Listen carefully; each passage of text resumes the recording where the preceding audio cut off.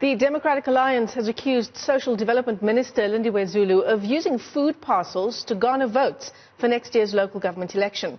The party is taking the department to court over its COVID-19 draft regulations, which limit non-governmental bodies from distributing food and stop soup kitchens from operating.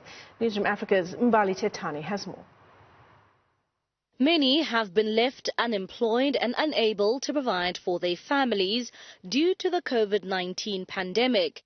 As part of coronavirus draft regulations, some non-profit organizations claim to be facing bureaucratic red tape.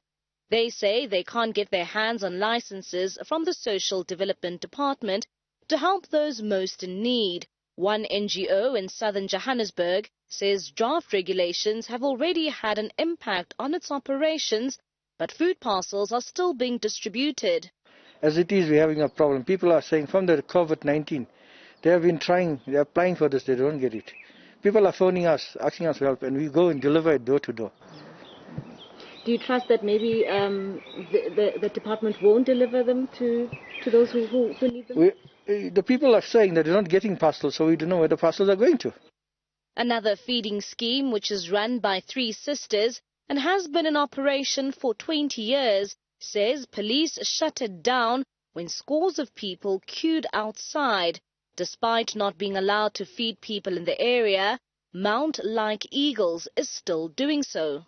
Every week we feed the people, and they normally stand in queues, which they bring their containers with.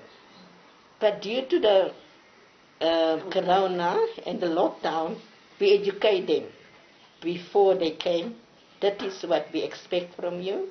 And as they've been watching TV, some of them, because there's families that really are really destitute and in need. So I believe that we were applying to the regulations what the government has given us. While some have bemoaned the draft regulations, this isn't the case for this NGO. Meals on Wheels has been in operation for more than 50 years now, and it's been providing meals for the homeless and destitute during the lockdown. It says it provides more than 11,000 cooked meals a day.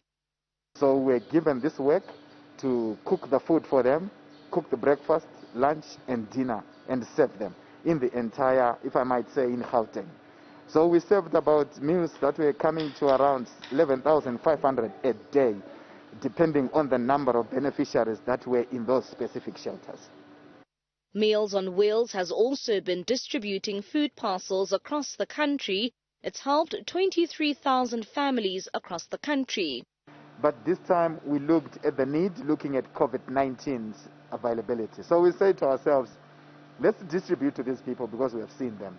Looking at Alexander, places like Alexander, Soweto, and all those other related places where the poor of the poorest stay. We have distributed nationally approximately 23,000 parcels. If you look at Gauteng, we have distributed about 5,000 to 6,000 parcels because of the power that we are given by those that donate to us.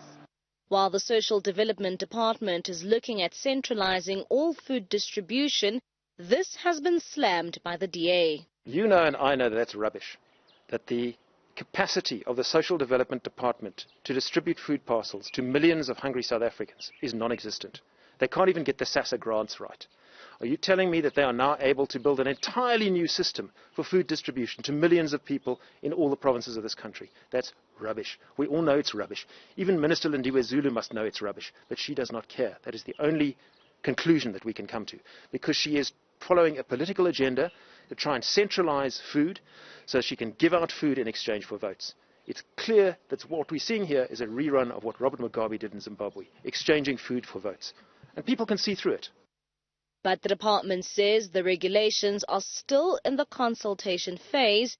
It says to comply with social distancing guidelines, it's changed its method of serving cooked food at community centers to door-to-door delivery and knock and drop for food parcels. The department has also encouraged NGOs to work with government. For Newzroom Africa on Channel 405, I'm Mbali Thethani in Johannesburg.